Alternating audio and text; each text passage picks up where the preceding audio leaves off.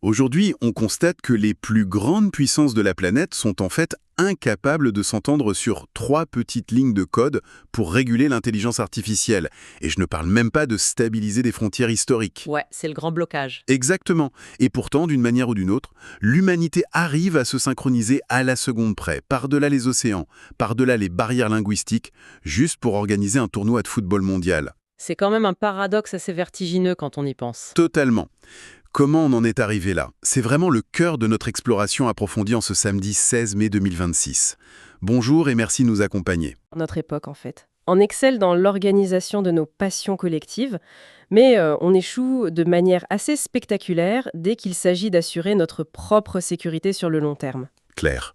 Et pour comprendre ça, le point de départ de notre décryptage d'aujourd'hui, c'est une source très spécifique. Ça s'appelle le Florida Roundup.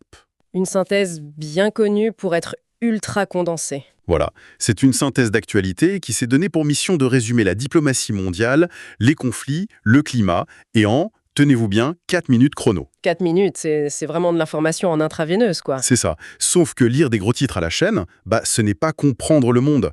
Donc la mission pour ceux qui nous écoutent aujourd'hui, c'est de ralentir la machine. Absolument. Prendre le temps. On va prendre ces faits bruts et on va tirer les fils invisibles qui relient la géopolitique, l'urgence climatique et notre besoin universel de culture et de sport. Bon, décortiquons ça. On commence par quoi, du coup? On commence par le théâtre d'ombre diplomatique. Les sources de la synthèse indiquent que la visite de Donald Trump à Pékin vient de s'achever. Et bilan, aucun accord majeur sur les 4 dossiers brûlants. Donc on parle de l'Iran, de Taïwan, du commerce et de l'intelligence artificielle. Tout à fait. Et le pire, c'est que les officiels des 2 camps parlent d'échanges, je cite, positifs. Ah, la fameuse formule. Ouais, sauf que, pendant qu'ils parlent d'échanges positifs, les marchés asiatiques dévissent, Taïwan maintient son alerte maximale, et la course à l'IA continue sans aucune règle. C'est pour ça que je parle d'un théâtre d'ombre. C'est une très bonne image. Pourquoi la diplomatie s'accroche à des mots creux comme ça, quand tout le monde voit bien que la véritable action, elle est en coulisses et que le sommet est un échec? Ce qui est fascinant ici, c'est le dénominateur commun entre ce qui se passe à Pékin et, par exemple, au Moyen-Orient. C'est l'effondrement total de la confiance. Ah, carrément l'effondrement. Oui, le terme échange positif, c'est devenu une façade. On maintient cette cordialité pour ne pas être celui qui déclare la rupture officielle. Mais si on prend le symbole ultime de cette méfiance, c'est la course à l'intelligence artificielle. C'est vrai que pendant la guerre froide, les Soviétiques et les Américains se détestaient viscéralement, Oh que oui. mais ils ont quand même signé des traités nucléaires, ils ont installé le fameux téléphone rouge. Pourquoi on n'y arrive pas avec l'IA? C'est lié à la vérification, en fait. L'architecture de la confiance pendant la guerre froide, elle reposait sur une vérification matérielle. On envoyait des inspecteurs, on utilisait des satellites pour compter les missiles. On pouvait toucher les ogives, en gros. Exactement. Alors que l'IA, c'est une boîte noire immatérielle. Comment un État peut prouver qu'il n'entraîne pas secrètement une IA militaire dans un serveur souterrain? C'est impossible. Tu peux pas envoyer un inspecteur vérifier 1 million de lignes de code cachées? C'est techniquement irréalisable avec nos outils diplomatiques actuels. La coopération préventive a juste disparu au profit d'une méfiance généralisée. Et c'est la même mécanique au Moyen-Orient. Oui, le Florida Roundup mentionne ces fameuses discussions tripartites à Washington, c'est ça? C'est ça, entre Américains, Israéliens et Libanais. On tente des médiations de haut vol dans des bureaux luxueux. Mais sur le terrain, ça continue de tirer. Voilà, les accrochages s'intensifient entre Israël, le Liban et les groupes affiliés à l'Iran. Les mots échangés à Washington n'ont aucun poids sur la réalité des combattants parce qu'il n'y a plus aucune confiance à la base. Et quand la diplomatie piétine comme ça, quand les mots ne servent plus à rien, la violence prend le relais. Et ça nous amène au deuxième grand thème de la synthèse, l'Ukraine. Une situation qui s'enlise et qui mute en même temps. Ouais. La synthèse rapporte de nouvelles frappes russes nocturnes, très meurtrières, sur Kiev. Des dizaines de civils touchés. C'est tragique et ça fait des mois que cette guerre d'usure épuise les populations. Mais la réponse ukrainienne marque un tournant. Zelensky vient d'annoncer la préparation de frappes de rétorsion. Et il ne vise pas seulement les bases militaires, il vise spécifiquement les infrastructures énergétiques russes. L'Europe est très inquiète. Et c'est là que ça devient vraiment intéressant. Sur le changement de stratégie, Oui. C'est comme s'il décidait de couper le disjoncteur du pays entier. Psychologiquement, ça change tout, non? complètement. C'est le glissement d'une guerre d'usure classique vers une nouvelle escalade de paralysie systémique. Paralysie systémique, le mot est fort. Mais c'est la réalité.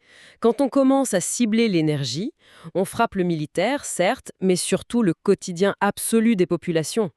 C'est pour ça que l'Europe regarde ça avec une énorme appréhension. Mais pourquoi une telle panique en Europe? L'Ukraine ne fait que répondre avec la même monnaie, non? En théorie, oui.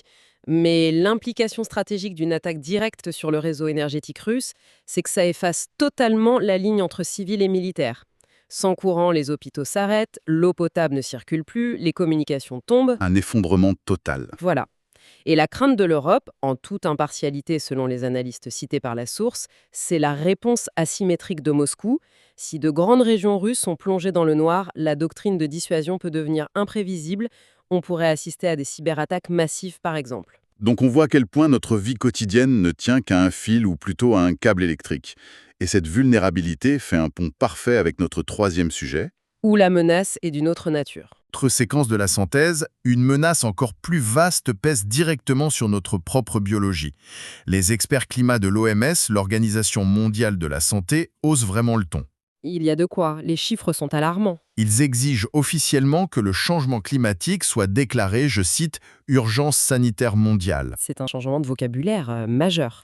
Ils mettent en avant les vagues de chaleur meurtrières, la pollution de l'air, les nouvelles maladies émergentes, l'insécurité alimentaire. Pour l'instant, la direction de l'OMS n'a pas répondu. Ils hésitent à franchir le pas. Mais les morts s'accumulent. Alors, je vais me faire l'avocat du diable une seconde. Je vous en prie, allez-y. On sait tous que le climat va très mal. Mais changer l'étiquette en urgence sanitaire, est-ce que ce n'est pas juste remplacer une alarme incendie par une sirène antiaérienne pour effrayer les gens? C'est une excellente question et c'est la critique que certains font. Mais si on relie ça à la situation globale, ce changement sémantique est en fait crucial sur le plan légal. Légal? C'est-à-dire? L'environnement, pour beaucoup de gouvernements, ça reste abstrait. C'est l'ours polaire, c'est la banquise. Ça se traite avec des accords climatiques basés sur le volontariat, qui échouent, comme on l'a vu dans notre première partie. Ouais, les fameux engagements qu'on ne respecte pas. Exactement. Par contre, la santé physique humaine immédiate, c'est très concret. Si l'OMS déclare une urgence sanitaire mondiale, elle active un cadre juridique contraignant pour presque 200 pays. Ah, donc on utilise le levier de la santé pour forcer la main sur le climat. En gros, oui. Face à la dengue qui remonte ou à l'insécurité alimentaire qui ignore les frontières, c'est un moyen de forcer l'action politique. On débloque des fonds d'urgence, on coordonne les États. Donc c'est une tactique de survie institutionnelle? C'est ça. On tente de contourner le blocage diplomatique habituel en utilisant la biologie humaine comme argument irréfutable. Franchement, quand on met tout ça bout à bout, l'absence totale d'accords diplomatiques, les guerres qui virent à la paralysie énergétique et les urgences sanitaires mondiales, ça donne le tournis. Le tableau est sombre, c'est sûr. Le monde semble complètement fracturé. Et c'est exactement là qu'on réalise qu'on a un besoin vital de s'évader. On a besoin de se retrouver autour de règles communes. Ce qui nous amène aux deux dernières séquences de notre synthèse, sur la culture et le sport. Les dernières boîtes de sauvetage de l'humanité. Presque. Écoutez ça. Côté sport, on a la finale de la FA Cup, les championnats européens qui se jouent dans un suspense fou à la dernière minute. Du grand spectacle. Et l'annonce sismique. Hmm. Le départ de Robert Lewandowski du Barça après 4 saisons. Sa destination est un mystère total, ça rend fou les supporters du monde entier. Tout le monde ne parle que de ça. Et côté culture, l'ambiance glamour de Cannes bat son plein.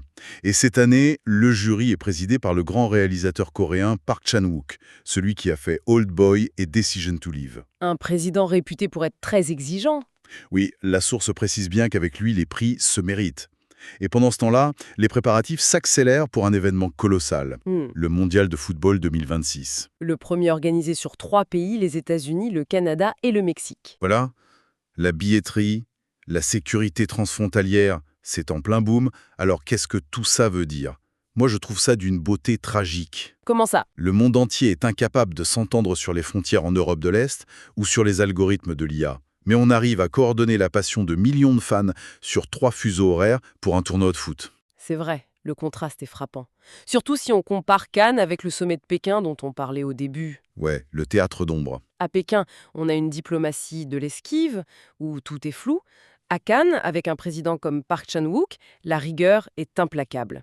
Les règles esthétiques se débattent, s'affrontent, mais le prix final est respecté par tous. C'est un consensus qu'on n'arrive plus à trouver en politique. Ce ne sont pas juste des distractions futiles. C'est quoi alors?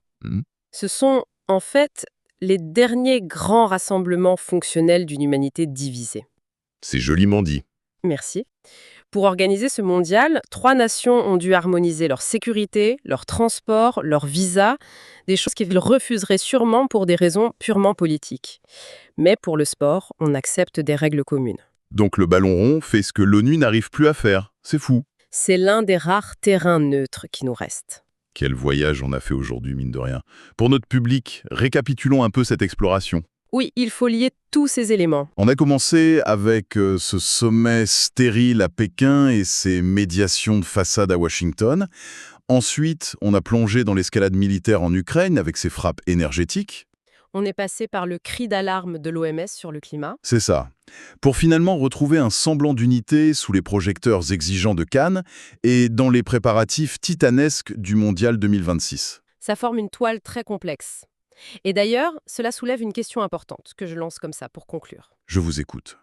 Si l'OMS finit vraiment par déclarer le climat comme une urgence sanitaire mondiale, forçant des réductions massives d'émissions, comment le monde va-t-il concilier cette réalité légale et biologique avec l'organisation titanesque d'événements comme le Mondial 2026 ? Ah oui, avec ses vols internationaux, ses stades climatisés. Exactement, c'est extrêmement gourmand en carbone.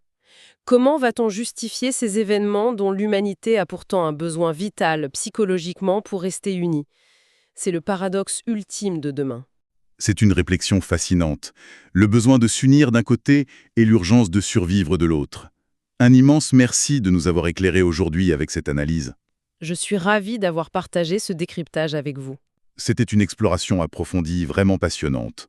On donne rendez-vous à notre public très vite pour une nouvelle plongée dans ces dynamiques complexes. Merci de nous avoir suivis et à bientôt.